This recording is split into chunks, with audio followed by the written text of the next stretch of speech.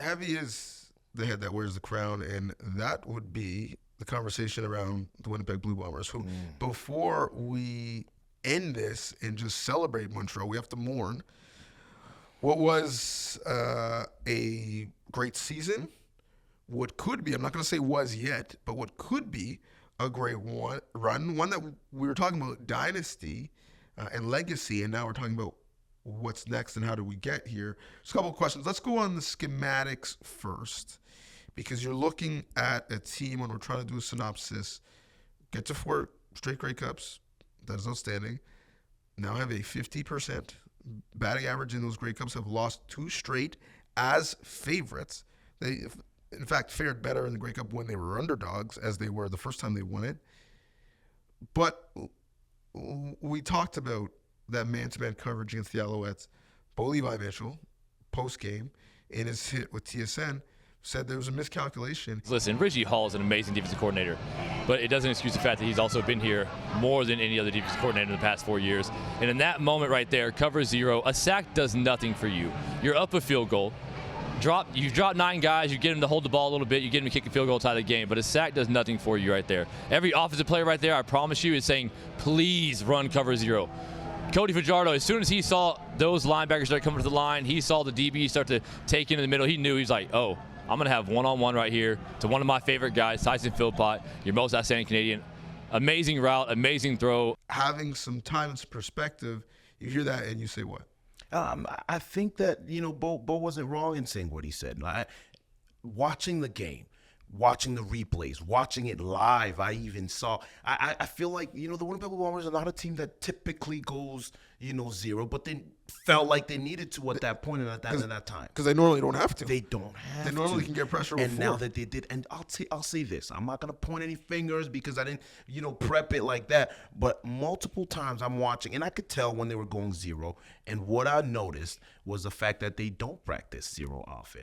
And if you want to be a 0 team, and I've been a part of Noel Thorpe's defense, I've been a part of Chris Jones's defense, these are guys that love going exotic blitzes and bringing +1 and sometimes +2 guys off the edge, up the middle.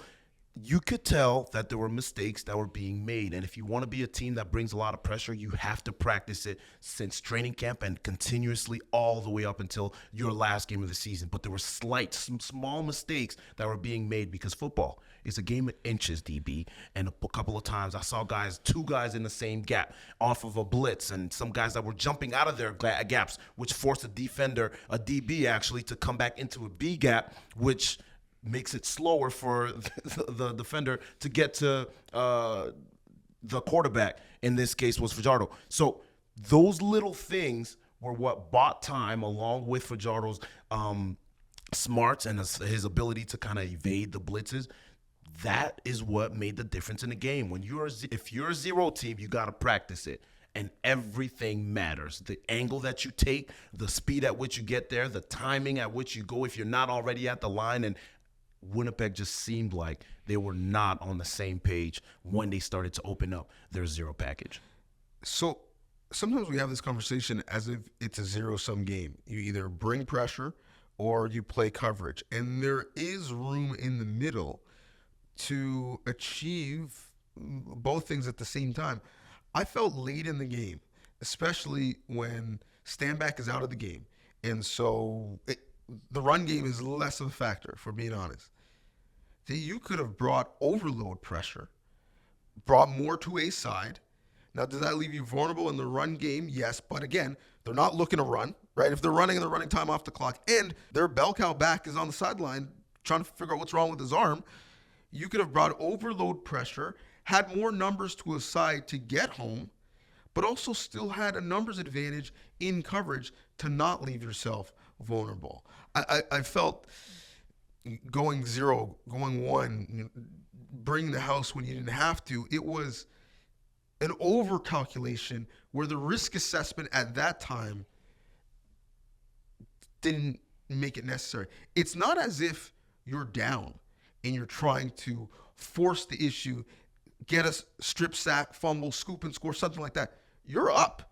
So I appreciate you're trying to go win the game and not prevent and not lose it, but I still think there could be some balance and some some caution to your aggressiveness. You tip of the hat to the offense in Montreal because, what they've shown on film and what they showed on game day last Sunday, two different teams, right? And so the Winnipeg Blue Bombers defense expected a team that is not going to take any shots, that's not going to look downfield, and that's not going to be extremely accurate. That's, going to throw the ball to the flats more often than not. And then, what Montreal said? No, we're going to take the shots. We're going to go down the field. We're going to go over the middle, and we're going to do things that we haven't done in the last 3-4 weeks. And in my mind, Winnipeg didn't necessarily expect them to do that. And again, hindsight is 20/20, and